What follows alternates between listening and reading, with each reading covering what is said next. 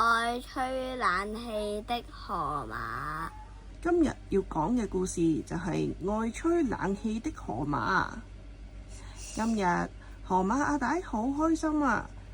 佢下晝黃狗先生離開佢屋企之後，佢就開心到向住四方八面大叫：快啲嚟睇下，快啲嚟睇下！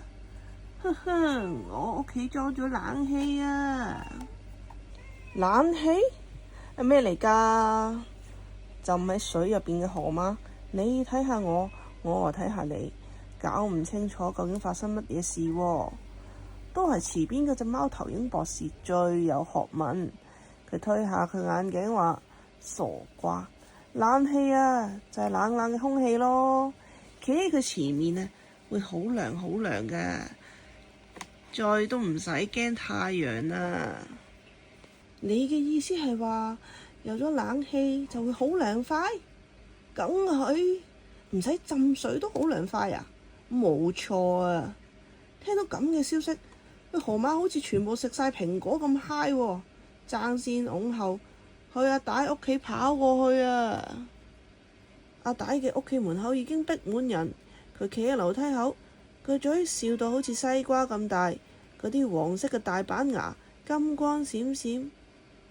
佢話：今日好榮幸，各位好朋友光臨我屋企啊！小弟覺得十分高興啊！唔好再講啦，俾我哋入去啦。係啦，我都想睇下冷氣係乜嘢啊，係咪好涼㗎？如果好涼，咁就唔使浸水啦，浸水好煩㗎。係啊，浸水好麻煩㗎。聽講吹冷氣就舒服少少。大家七嘴八舌咁樣喺度嘈住。阿大又得意又驕傲，佢話：好，入去先講啦。入到屋入邊，大家見到窗門邊有個長方形嘅嘢喺度拱咁樣發出聲音喎。隔離有個小水桶滴滴答答喺度接水。突然間，一集集嘅冷氣飛出嚟，有隻河馬大叫：哇！我呢度有冷氣啊，好涼啊！我呢度都係啊，我呢度都有啊！大家好似發現咗百年難得一見嘅寶藏，嘻嘻呵呵咁樣笑，又驚訝又歡喜，吵鬧鬧亂成一片。阿大更加得戚啦，各位，呢個就係冷氣，好涼啊！佢係我嘥咗九牛二虎之力啊，託阿黃狗先生買返嚟㗎，好珍貴㗎。雖然浸水係河馬嘅最愛，但係亦都係最痛苦嘅事。畢竟喺戶外浸水係要曬太陽㗎。我雖然浸喺水，但係我都熱到中暑啊！阿明話：係啊，個太陽咁大，曬到成身都係黑斑啊！唉，我仲爭啲甩皮啊，痛死我啊！曬到我甩晒皮啊！吹冷氣完完全全就冇呢個問題啦。阿大企出嚟，我知道各位都好想嚟我屋企吹冷氣。聽日開始，各位只要帶一籃食物俾我，就可以喺呢度吹冷氣，由朝吹到晚，由晚吹到早，唔限時間㗎。歡迎各位光臨喎。佢一講完，屋入邊即刻掌聲如雷，每隻河馬心入邊都盤算緊，一籃食物就可以吹一日冷氣喎，好抵啊！哇，咁多蘋果嘅，原來一早啊，動物入邊所有嘅河馬都嚟到阿大屋企排隊啊，冇一隻係缺席㗎。阿大望住堆積如山嘅蘋果，哇！佢開心到隻眼亮晶晶啊，心諗：今次我可以飽，日日都食飽啦。於是阿大就開始咗吹冷氣嘅日子。佢每日佢都匿喺個房度吹冷氣，正面吹、側面吹、瞓住吹、調轉面咁吹，佢乜嘢都唔做，乜嘢地方都唔去，咁樣先係享福嘆世界。但係會冇電嘅。阿大好滿意咁話，所有嘅河馬都同意，佢哋都跟住阿大一齊享福。正面吹，側面吹，瞓喺度吹，調轉個人嚟吹。而阿大有滿坑谷滿嘅食物可以食。蘋果食漏咗，佢就食下清甜嘅蘆筍。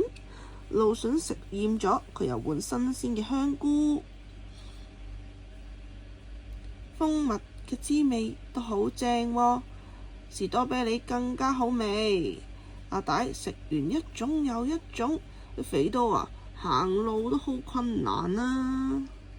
森林嘅池塘由於冇晒河馬去浸水，佢哋個水草越生越多，成班青蛙開心到東跳西跳，周圍玩。冇晒啲河馬同佢哋爭位啦，池塘就係青蛙嘅天下啦。咁，哇！嗰啲河馬去晒邊啊？森林入邊嘅動物都覺得好奇怪。你嘆冷氣啊？貓頭鷹博士回答：真係㗎？我唔識嘆。阿松鼠好羨慕喎。阿兔仔都話：哎呀，我好想試下。貓頭鷹就話：唔一定係咁爽㗎咋。浸水係河馬嘅天性，係幾百年嚟佢哋都消暑同躲避敵人嘅方法。嘆冷氣唔係唔好，但係吹過籠，太貪圖享受，唔會有好下場嘅。一日，河馬又照慣例喺阿大屋企吹冷氣。有隻河馬話：最近我啲皮膚又痛又痕，你哋係咪咁樣呢？係啊，你睇下我呢度裂到一條一條罅，好痛啊！我個背脊啊爛晒啦，我呢度都係啊。會唔會吹冷氣呢？都可能喎，以前啲皮膚啊好堅韌㗎，而家又乾又裂啊，都唔知點解。阿大聽到佢爭啲就嘴裏嘅香蕉近親啊，佢即刻吞一啖口水，佢就話啦：哈哈哈！有冇搞錯啊？點可能啊？肯定係大家太耐冇出去活動啦，先會咁啊！啱唔啱啊？大家你望我，我望你，都唔知點頭定係搖頭啊！嚟啦，我將冷氣較勁啲，呢啲情況就唔會再發生噶啦。雖然嘥電啲，不過呢，我有良心嘅，顧客至上啊嘛。我講得到做得到嘅。阿大拍晒心口咁樣講喎。再強嘅冷氣果然係咁樣飛出嚟啦。但係唔到5分鐘，冷氣機突然間啪一聲震咗一下，慢慢轟隆聲變細，水都唔滴。然後個冷氣好似壞咗喎。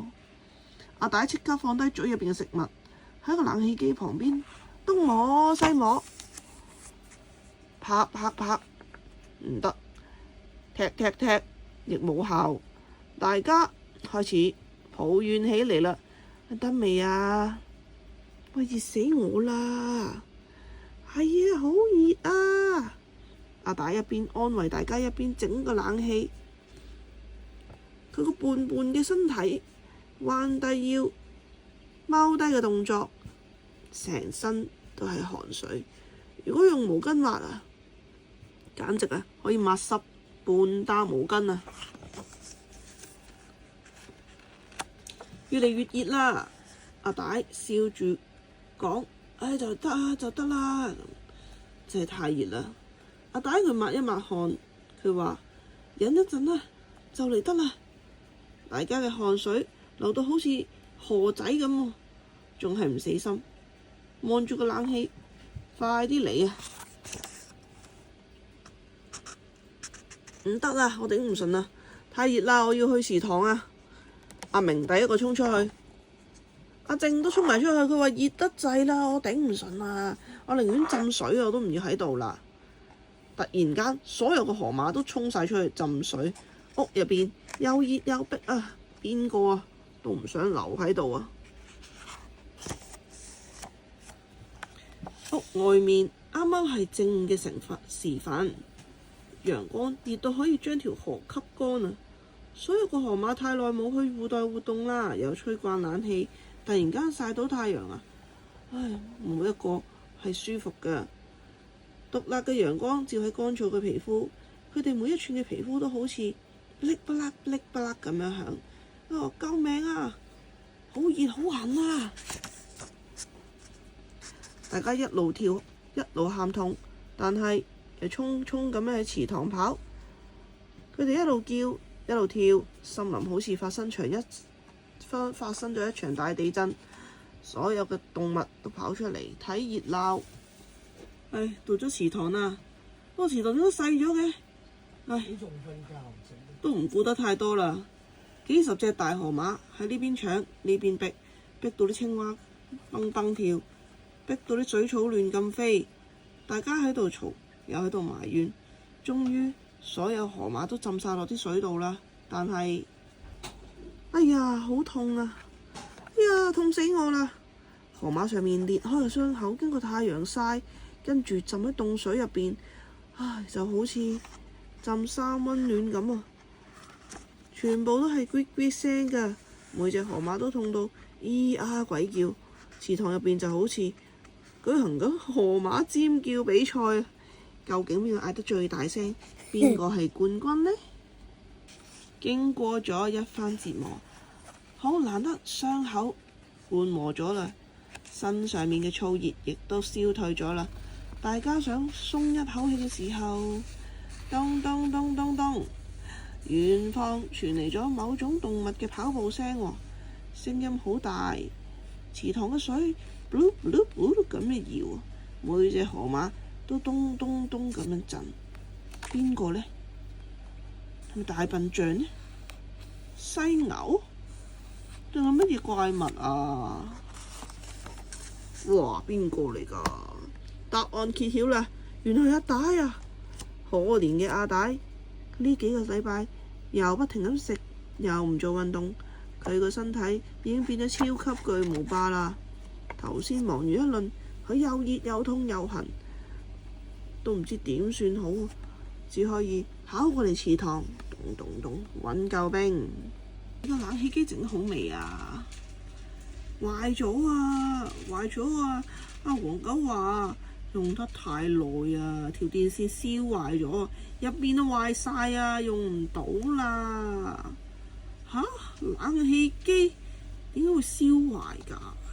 有隻河馬好諷刺咁樣問佢喎。哎呀，你唔好難為我啦，快啲俾個位我浸水啦！大家不情不願咁左逼逼右逼逼，終於空出一個位俾阿大啦。我哋只見到阿大3步2步就跳，一聲驚天動地嘅喊聲。呢一次尖叫比賽嘅冠軍係阿大。阿大冷氣機，阿大將冷氣機抌咗，佢仲喺泡水比較保險，又凍又唔會有傷口。河馬佢哋都返去池塘浸水啦。阿明話浸喺水入邊好舒服，涼風都唔會輸俾冷氣，仲可以同青蛙玩遊戲，聽佢哋唱歌都唔差。游下水，瞓下覺，水入邊幾舒服啊！阿大冇咁多嘢食，佢瘦咗啦。佢日日喺池塘入邊爬上爬落，游水運動，巨無霸已經變成小靚仔啦。睇下係花式潛水100招，小河馬幾靚仔，阿大叻叻。